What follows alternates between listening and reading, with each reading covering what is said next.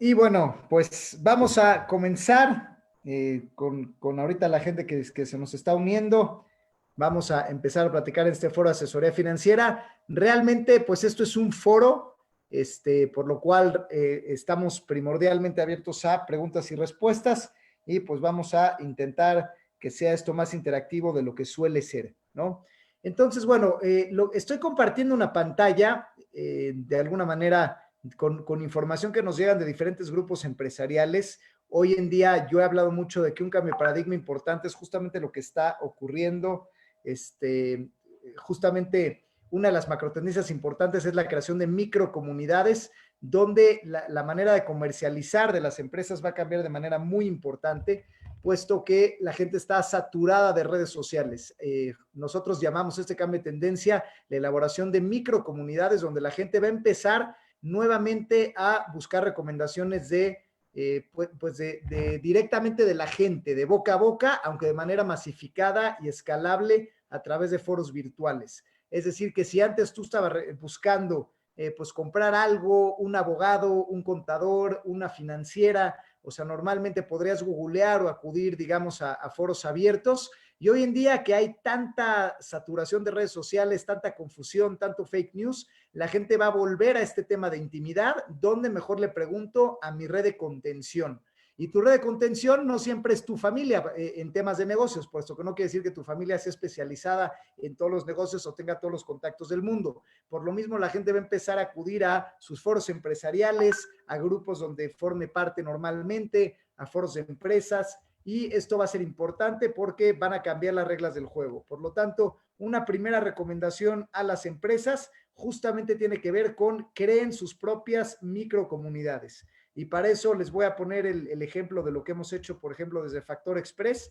Nosotros somos una empresa financiera donde aparentemente, pues podríamos decir, pues nos dedicamos solamente a prestar dinero, ¿no? Sin embargo, nosotros en Factor Express, por ejemplo, ahorita lo que estamos haciendo, pues es justamente regalar contenido, dar seminarios, de alguna manera eh, dar pláticas y todo este tipo de cosas donde nuestra gente, nuestra audiencia, de alguna manera entienda y perciba un valor agregado más importante de Factor Express que el simplemente prestar dinero, que nos perciba como asesores financieros, como generadores de contenido, donde nuestros empresarios se puedan encontrar en eventos de networking. Y entonces la próxima vez que alguien necesite hacer un negocio, pregunte en el chat de Factor Express, oigan, ¿qué me recomiendan? Y de alguna manera se generen negocios y por lo mismo el costo de la gente de pedir crédito en otro lado, pues sea más alto que simplemente perder la línea, ¿no? No nada más estás perdiendo la línea de crédito si te vas de Factor Express, sino que estás perdiendo los seminarios, la comunidad,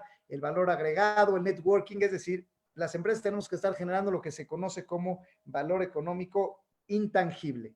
Entonces, bueno, de alguna manera, esto es una primera cuestión que les quería decir, aprovechando que ya se suma un poquito más de gente, eh, eh, vamos a empezar a hacer un recuento de muy concreto de lo que va a ser.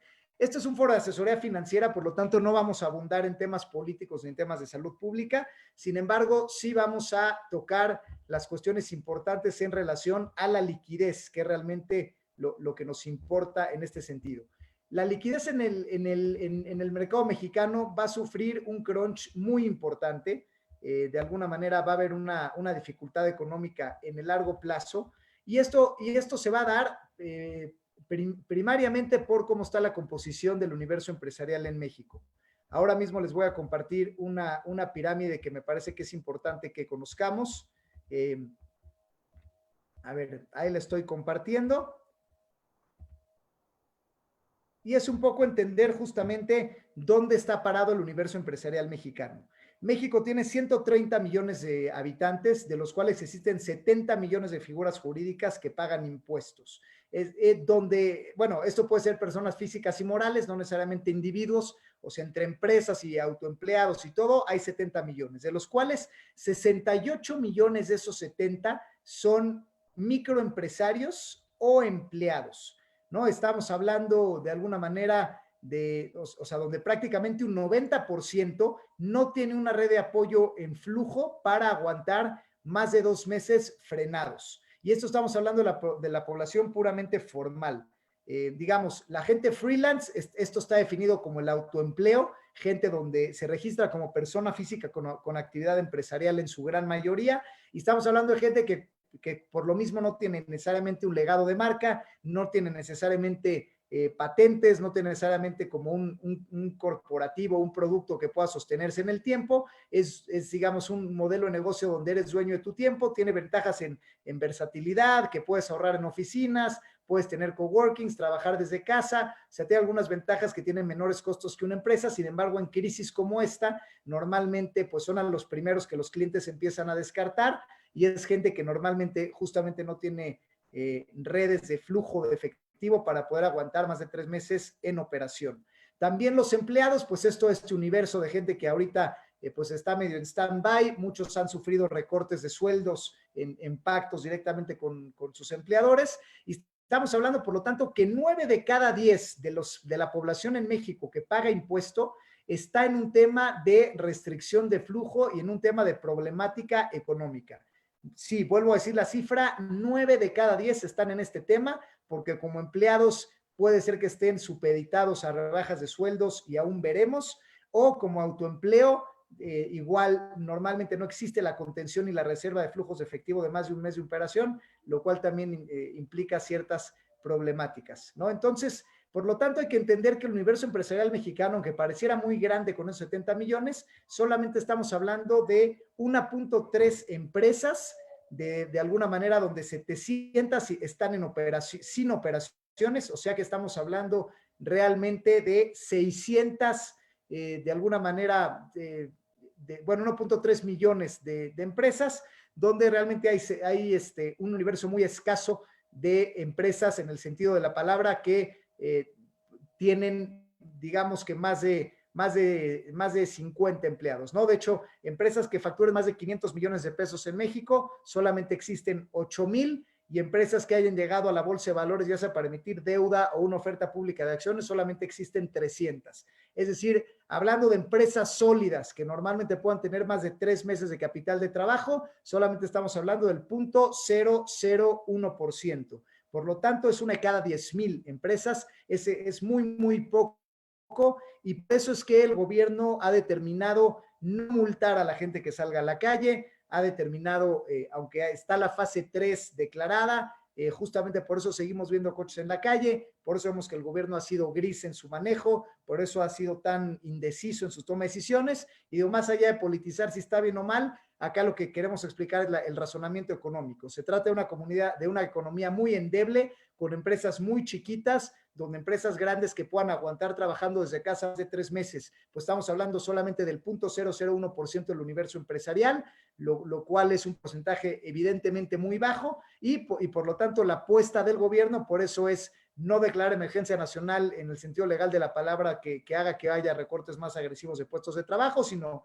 más bien que este universo empresarial tan chiquito sostenga realmente la economía, aguante, absorbe el trancazo, y el gobierno de alguna manera, si no está soltando apoyos económicos, es porque es un gobierno que ya venía de un crecimiento en deuda de manera acelerada. De hecho, el crecimiento de la deuda en México en el sexenio de Peña Nieto fue histórico. La deuda con respecto al PIB era con Vicente Fox del 19% del PIB, con Calderón se fue al 21% del PIB, y con Enrique Peña Nieto se fue hasta el 55% del PIB. Es decir, la deuda del país de alguna manera más que se duplicó, casi se triplicó de hecho, y el país de hecho creció menos que la inflación todo el sexenio. Por lo tanto, por eso todo lo que escuchamos decir de López Obrador de la austeridad republicana y que se recorta sueldos, lo que esconde es que él pretende que el gobierno no se siga endeudando, cosa que, digamos, en tiempos normales es una medida adecuada y de prudencia. Sin embargo, en tiempos de crisis, mucho el universo empresarial lo que ha estado haciendo realmente es pedir que de hecho el gobierno sí se endeude, porque lo que se está buscando es que haya mayores apoyos y estímulos a este universo empresarial. También hay que decir que los apoyos que estamos viendo anunciados, como este del Banco Interamericano de Desarrollo y del Banco de México, realmente son apoyos muy elitistas. Por ejemplo, el apoyo del Banco Interamericano de Desarrollo va para que las cadenas grandes comerciales puedan pagar más rápido a sus proveedores. Sin embargo, no es algo que vaya a salpicar a las pymes o a los intermediarios financieros no bancarios que normalmente atienden a las pymes, y todos los estímulos del Banco de México, que es para dar mayor liquidez en el mercado, lo que hace es que los bancos puedan prestar más dinero, que tengan menos, que tengan que tener menos reservas en efectivo. Sin embargo, la realidad es que el sistema bancario está ya muy volcado a proveer crédito a las mismas entidades de gobierno y las grandes empresas que están ahorita topados en sus líneas. Por lo tanto, claro que es un beneficio que las grandes empresas tengan líneas de crédito, sin embargo, no es algo que vaya a salpicar al universo pyme, ¿no? Y bueno, de alguna manera es como un preámbulo importante, y les voy a compartir otra slide importante que les quiero comentar, igual para seguir con esta discusión, ¿no? Es esto, negociaciones financieras. Vamos a hablar cuáles son ahorita realmente, primero, las recomendaciones que les hacemos en este foro de asesoría financiera. Lo primero es que las empresas deben de manejarse con su flujo real.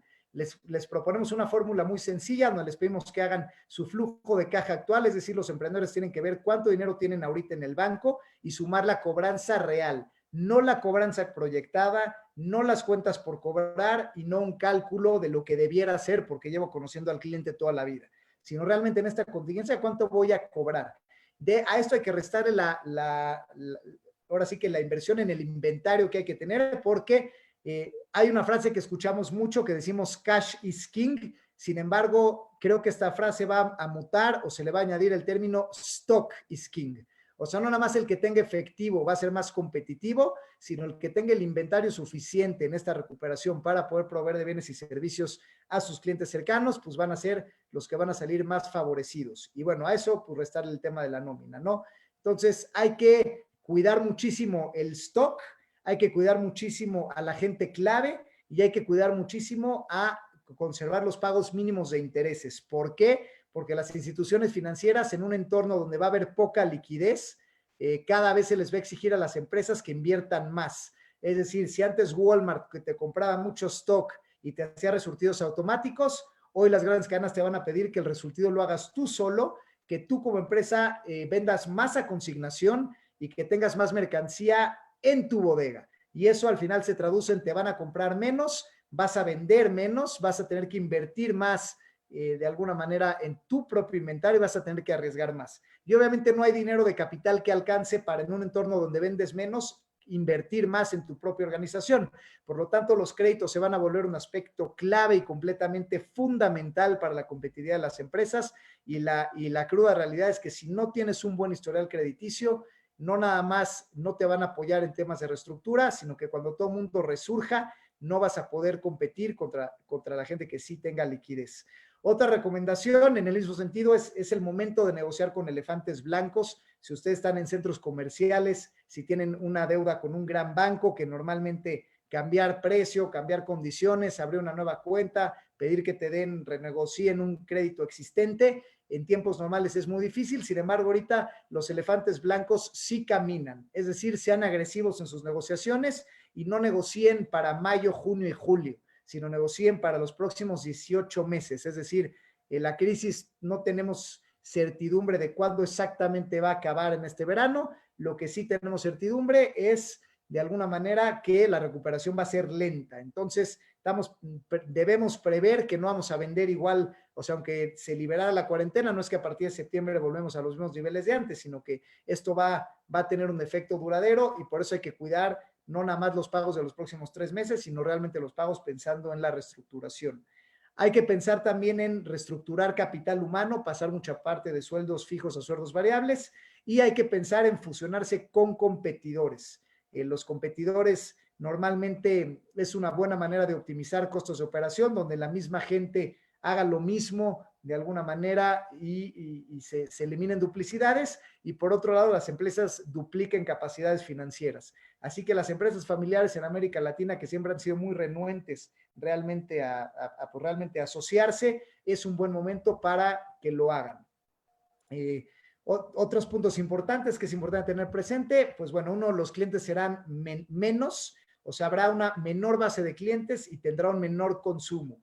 efectivamente, normalmente lo que te dicen es diversifícate en tus huevos en varias canastas. Sin embargo, la realidad de lo que pasa en momentos como este es que lo intuitivo al final desafía lo académico, y la realidad es que como las empresas van a estar más endebles, más vale más bien reenfocar esfuerzos en pocos clientes y de hecho reducir tu portafolio de productos y reducir tu portafolio de clientes. Es decir, ten menos clientes, ten menos productos y enfócate en tener lo que ya de alguna manera, lo que ya te hace rentable, ¿no? Y esto sabiendo que en esos mismos clientes vas a tener que invertir más dinero por lo que dijimos, porque vas a tener tú que invertir más en inventario y te van a comprar más a consigna y menos en firme.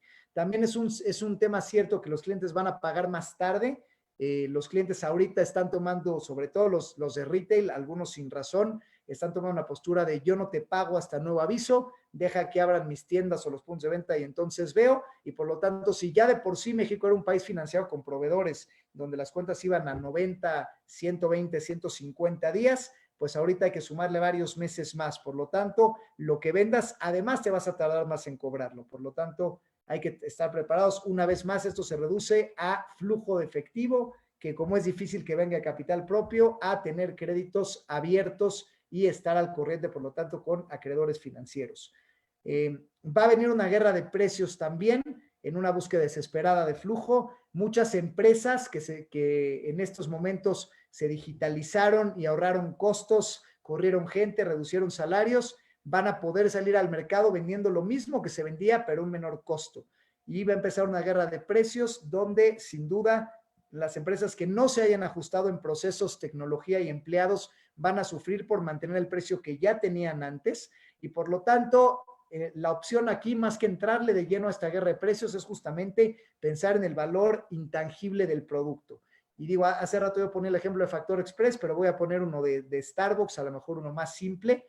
Por ejemplo, a lo mejor Starbucks vende café, lo cual es claro, y el café seguramente muchos productores en la desesperación de vender grano, pues va a bajar el precio de café. Entonces Starbucks tendría dos opciones, o bajar su precio del café para entrarle a esta guerra de precios y entonces correr más gente, poner a una persona en caja en lugar de dos, etcétera, o bien meterle más a su intangible, que su intangible pues son los sillones que hay en las tiendas, la música, el tema de usar elementos sustentables, etcétera, ¿no? Entonces lo que tiene que hacer Starbucks es justamente meterle este valor intangible para que tú cuando digas, oye, es que yo podría tomar un café más barato, que eso sí lo vas a poder hacer y esto aplica a todos los productos o servicios, sino acá, mira, sí podría tomar un café más barato, pero Starbucks tiene pues conciencia social y el reciclaje y está manteniendo el sueldo a sus empleados, tiene un posicionamiento y me está poniendo música, y mejoraron sus sillones y estaban regalando cafés a los médicos. Es decir, estoy poniendo cosas que no necesariamente son ciertas de Starbucks, pero bueno, justamente traté de dar un ejemplo ilustrativo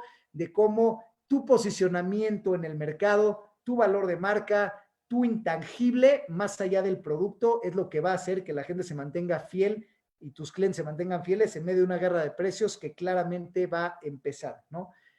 Y bueno, el punto 4, importantísimo, hoy en día no necesariamente el que tenga más calidad va a ser el que va a salir adelante antes.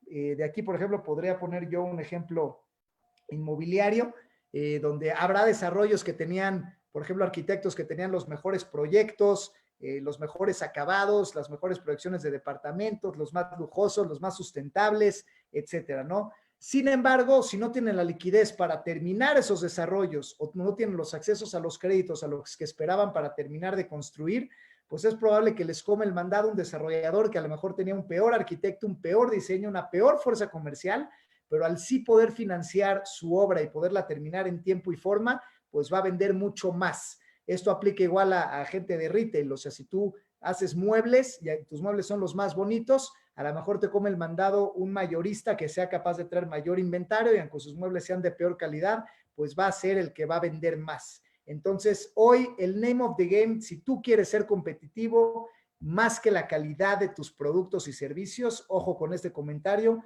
importa más el flujo de efectivo, donde repetimos los canales, viene de cuidar tu historial crediticio para no tirar las líneas de créditos con bancos e instituciones financieras.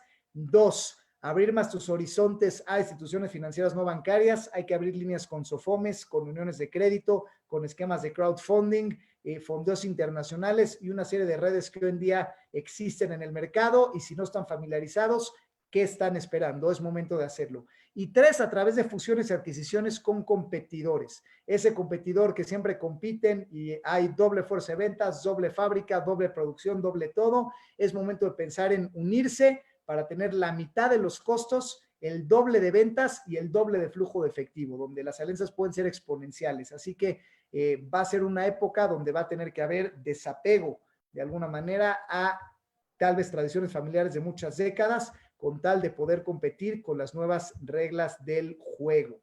Y bueno, acá hay algunos puntos que ya dije: hay que mantener buen buro de crédito, líneas con SOFOMES, buscar fondo internacional, hay que tener disponibilidad de garantías. Igual las fusiones y adquisiciones, no todos tienen casas para respaldar un crédito, sin embargo, si te asocias con 2, 3 competidores, alguno de ellos sí la tendrá, y entonces vuelve más factible tener una propiedad que dar, que en tiempos de escasa liquidez los créditos se van a poner más estrictos.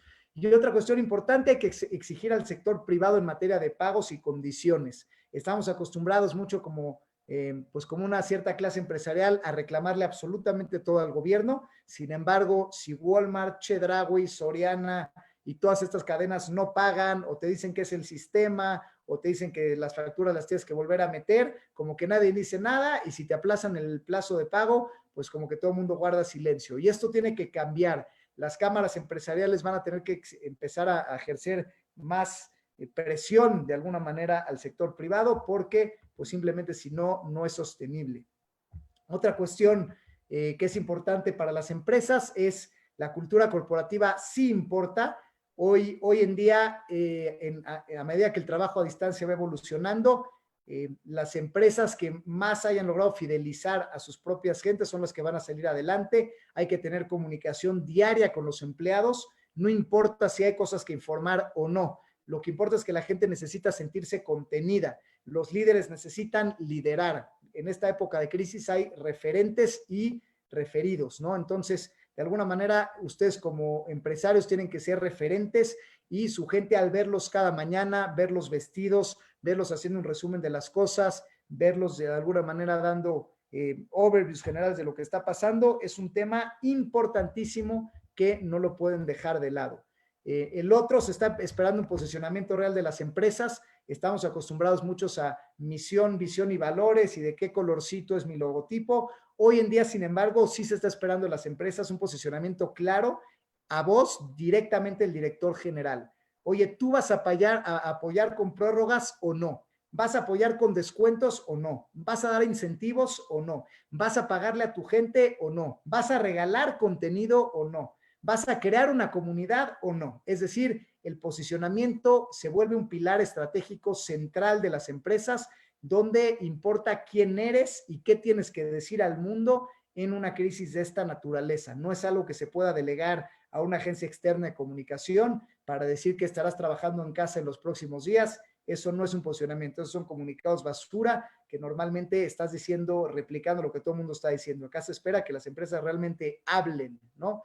Y lo que seamos de las microcomunidades, estas referencias boca a boca que empezarán a crecer, es sumamente importante que ustedes sepan que las referencias boca a boca a través de WhatsApp van a volver a ser reinas en el mercado, ¿no? Y, por ejemplo, si tú como empresa lograste crear mecanismos para que tus clientes se contacten entre ellos, pues la próxima vez que alguien quiera hacer un negocio, que alguien quiera una recomendación, que alguien quiera, no sé, ofrecer alguna oferta o algún producto beta para prueba, pues lo van a hacer en un entorno donde se sientan cómodos, libres de fake news y libres de publicidad. Así que creen microcomunidades. Y bueno, de alguna manera, un tema importante también para alguna gente que me ha preguntado, bueno, ¿y qué va a pasar con México? ¿Nos vamos a volver Venezuela, etcétera? Yo lo que les diría es, no hay que alarmarse. Realmente el único tema preocupante de México es el tema de Pemex. Como sabemos, Pemex ha caído ya al grado de inversión a pasar a ser bono basura.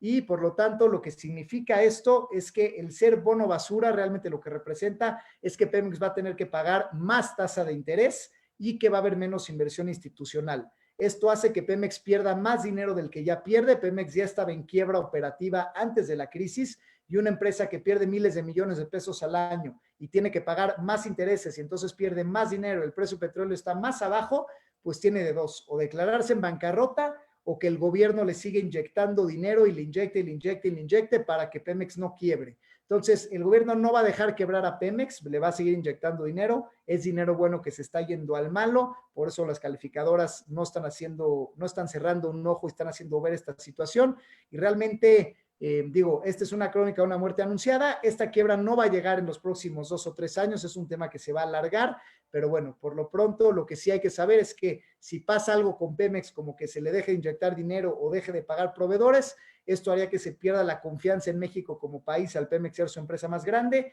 y eso sí podría devaluar el peso en el largo plazo. Sin embargo, en el corto plazo, como al final se le está inyectando dinero a Pemex y no se espera que haya un cambio mayor, lo que va a ocurrir es que la deuda extranjera por lo pronto va a seguir confiando en México un poco más. México está en una posición relativamente de buenas tasas de interés y política estable, y entonces se espera que las inversiones de deuda extranjera en México, que normalmente la mayoría de nuestra deuda la tiene extranjeros, empiece a regresar al país poco a poco, y esto va a hacer que el peso se pueda llegar a regresar según consensos. Esto no es un pronóstico mío, sino un consenso de los principales economistas de los bancos, que el peso pueda regresar a 21 o 22 pesos. No a 18, porque efectivamente hay mayor riesgo ya de la economía. Sin embargo, se espera que se pueda regresar un poco el tipo de cambio. Y bueno, ahí estamos de alguna manera. Entonces, tipo de cambio a corto plazo los próximos meses, estable, se va a regresar.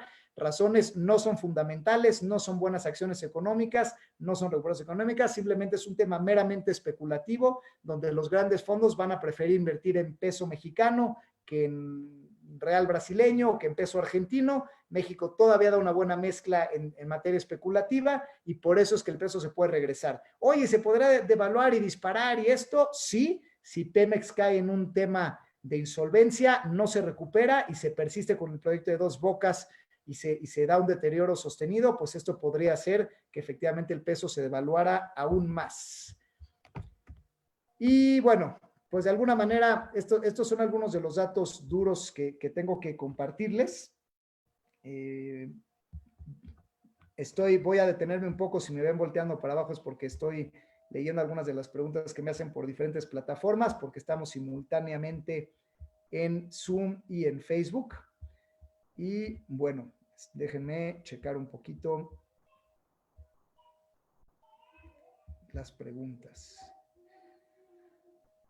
Bueno, hay gente que me está preguntando sobre las inversiones, qué va a pasar con las inversiones. Y bueno, este es un tema completamente aparte de la economía, o sea, para la gente que tiene liquidez y tiene inversiones, o sea, la recomendación que podemos hacer en este sentido es que es buen momento para invertir siempre y cuando las inversiones sean en el largo plazo.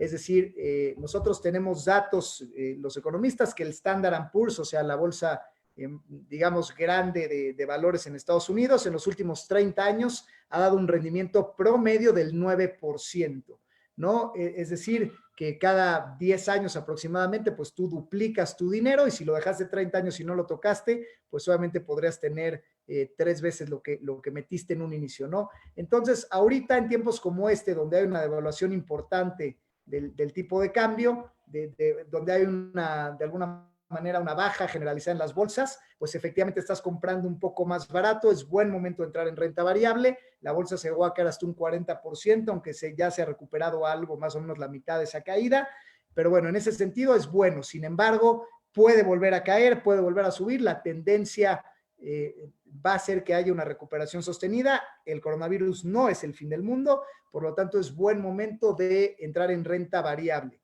En renta fija, la gente que mete su dinero a tasas fijas, lo que está ocurriendo es que las tasas están empezando a bajar y esto lo hace el gobierno justamente para incentivar la recuperación económica, donde el mensaje a la gente es, en lugar de tener tu dinero en CETES o en el banco, cada vez te voy a pagar menos intereses, vas a ganar menos que la inflación, entonces mejor sal e inviértelo en un negocio. Ese es básicamente el mensaje. Las tasas están bajando en todo el mundo, México no ha sido la excepción, la TIE llegó a estar en 8.5 en México, hoy en día está a menos del 6, por lo tanto el rendimiento pues ya de lo que te da en renta fija ha bajado ya un 25-30% y el mensaje de alguna manera es gasta tu dinero. Así que también si estás pensando invertir en un negocio, comprar maquinaria, hacerte de propiedades, vienen compras de oportunidad muy interesantes donde no solamente cash is king, porque la gente desesperadamente al necesitar liquidez va a rematar sus cosas, sino que si tú le entras a ese tipo de ofertas, aunque no sea con tu propio dinero, el dinero que puedes obtener de préstamos bancarios, por ejemplo, pues, y de instituciones financieras no bancarias, podría llegar a ser más barato eventualmente, dado que las tasas de interés están bajando. Otras recomendaciones de inversiones, pues siempre el refugio por excelencia siempre ha sido el dólar. Sin embargo, el dólar es una moneda muy endeudada, que cada vez se endeuda más, donde también hay ciertas inestabilidades políticas, y por eso es que hay otros refugios además del dólar, donde hay gente que le está apostando, ¿no? Esto pueden ser, por ejemplo, instrumentos indexados a metales preciosos, como el oro y la plata, que han tenido una revalorización importante, porque al final es un refugio también alterno al sistema monetario. Y el tema de las criptomonedas, si bien es un tema obviamente mucho más especulativo, yo en lo personal sí tengo la convicción de que al final cualquier refugio alterno al sistema bancario y al sistema monetario tradicional que está medio al borde del colapso, siempre es bueno tener pues por lo menos si no un pie adentro, a lo mejor un dedito del pie adentro en este tipo de inversiones, porque puedes llegar a ser varias veces tu dinero obviamente igual, siempre hablando en un plazo de años. Estamos hablando de los próximos 2 o 3 años, es una muy buena oportunidad de meter dinero a renta variable y esperar rendimiento por ello. Y bueno, me preguntan una vez más que si creo yo que puedan llegar a subir los CETES, y la respuesta es no en el corto plazo. Ahorita justamente lo que estamos viendo es que de alguna manera las tasas al revés, como la economía está tan frenada, y no de un tema de 2020, sino de 2019 también. O sea, hay que recordar que México tuvo una contracción del PIB también en 2019. Entonces, lo que se llama política económica gubernamental, lo que hace el gobierno es baja las tasas de interés, bajan los CETES por lo mismo, para que sea más atractivo invertir que ahorrar. Y bueno, más en un tema de coronavirus, lo que quiere el gobierno es que las empresas se reactiven lo antes posible. Por lo tanto, las tasas de interés van a seguir bajando, además de que México normalmente espejea a los Estados Unidos. Sin embargo, esta baja no va a ser eterna, porque finalmente México tiene una particularidad que justamente es el riesgo país. Y esto quiere decir que hay mucha inversión extranjera en México, no necesariamente en proyectos productivos, infraestructura, lo cual ya se perdió la confianza desde hace mucho, desde la cancelación del aeropuerto, pero sí en lo que decía yo de la tendencia extranjera de deuda. Hay mucha gente que cree que los rendimientos que da México son buenos en comparación al riesgo que hay en otros países de Latinoamérica, pero si México llegara a caer en calificación de bono basura como país, al igual que ya lo hizo Pemex, pues mucha inversión saldría disparada. Y entonces México quizás se vería obligado a volver a subir sus tasas de interés para retener algo de inversión extranjera, y esto haría que, a pesar de que la economía esté estancada, si llegara a ocurrir un fenómeno de fuga de capitales, México tendría que elevar otra vez sus tasas de interés para que el dinero no se fuera tan rápido o no se fuera todo, ¿no? Entonces, las tasas de interés van a la baja, es un hecho, el tipo de cambio se va a regresar también. Sin embargo, obviamente no hay nada escrito sobre piedra, y en México sí hay elementos de riesgo dentro de este sexenio que podrán hacer que tanto México vuelva a subir sus tasas de interés, como que México entre en default y el peso se devalúe aún más, ¿no? Y bueno, estamos igual leyendo algunas otras preguntas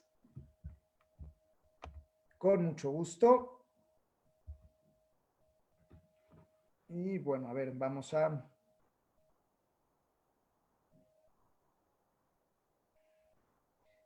leer algunas otras cosas.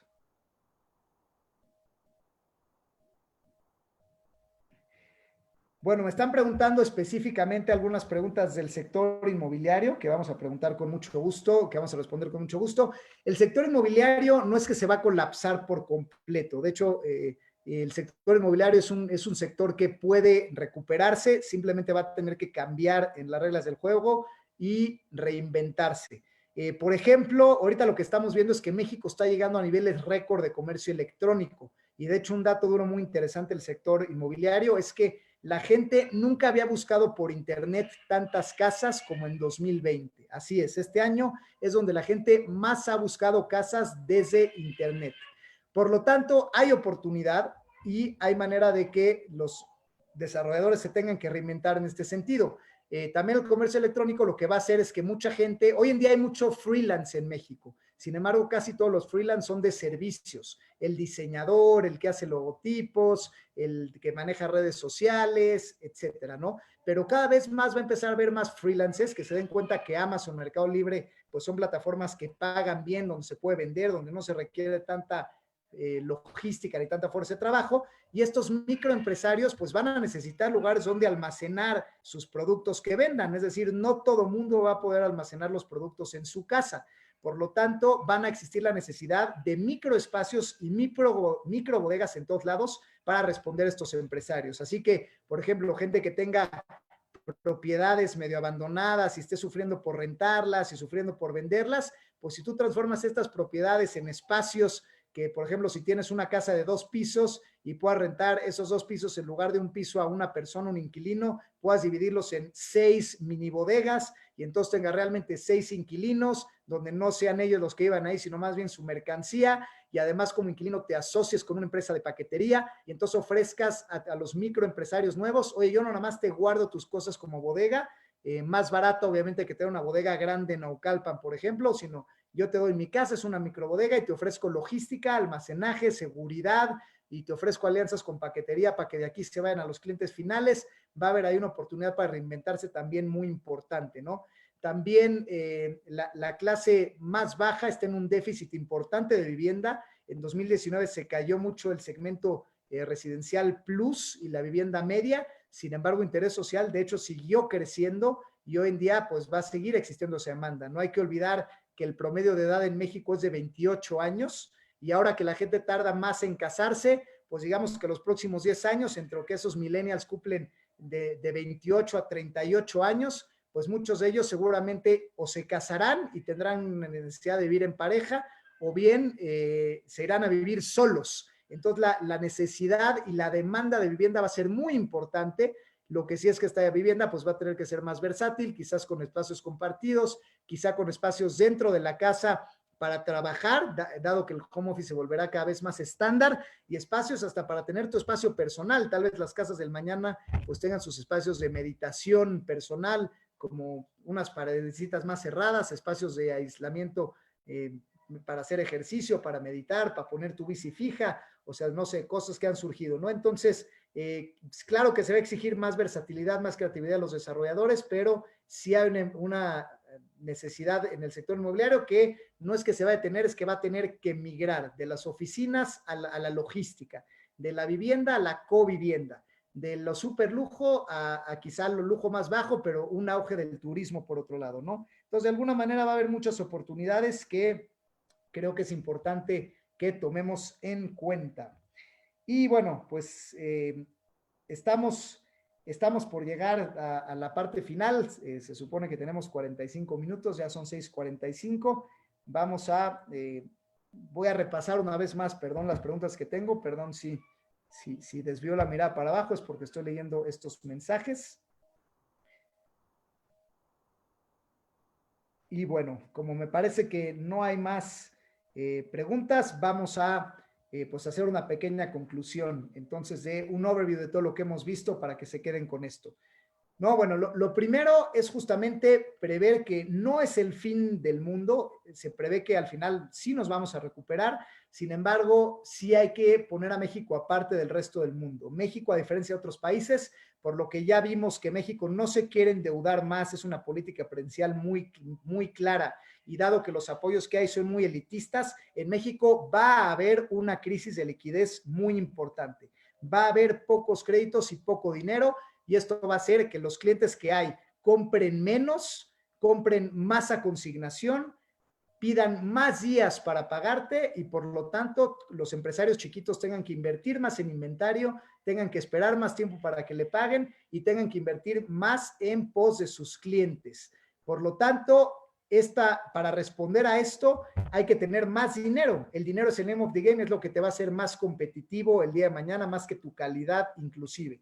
Para eso hay que cuidar el historial crediticio, hay que buscar mecanismos alternativos de financiamiento en plataformas comunales, en instituciones financieras no bancarias, SOFOMES, extranjeros. Hay que buscar asociarse con competidores y hay que buscar pensar fuera de la caja, buscando responder a la liquidez. Obviamente quienes aguanten esta coyuntura y tengan la liquidez suficiente se van a comer el mercado, dado que se va a consolidar, lo cual va a ser bueno para ciertas compañías y lo cual socialmente no va a ser una buena noticia porque efectivamente el país se va a polarizar todavía más, va a haber más división social entre ricos y pobres porque eso es lo que pasa cuando una economía se consolida, ¿no? Entonces, aguas con esta liquidez, en este sentido puede haber oportunidades para reducir costos, porque eso, si tú te asocias adecuadamente y tienes tus flujos, puedes acabar vendiendo lo doble, reduciendo tus gastos, teniendo más mercado, teniendo más venta en los próximos años. Es decir, sí hay oportunidades, pero en un entorno de poca liquidez donde las respuestas deben ser contraintuitivas. Es decir,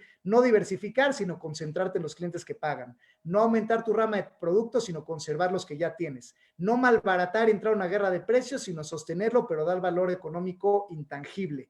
Y no renegociar pagos para hacerte pato, sino justamente pagar tus créditos a tiempo, ya que el crédito será tu mejor aliado.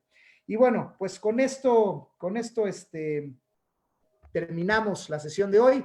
Vamos a estar dando pláticas a la Keilah de manera recurrente. Agradezco una vez más la invitación a Vivi Biskin, Anita Faisod, Alberto Chakra por hacer posible esto técnicamente, a la Keilah por sus amables invitaciones. Gracias a la audiencia. Síganme en redes sociales. Estoy como Pressburger en Instagram, estoy como Enrique Pressburger, analista financiero, doctor Enrique Pressburger, analista financiero en Facebook, y por favor, muy importante, no se pierdan nuestro podcast que se llama Factor Económico, que estamos ya en Spotify, estamos en Apple Podcast. Nos es muy importante sus reviews, sus 5 estrellas, que nos sigan para seguir creciendo nuestra audiencia y que podamos sostenernos al aire.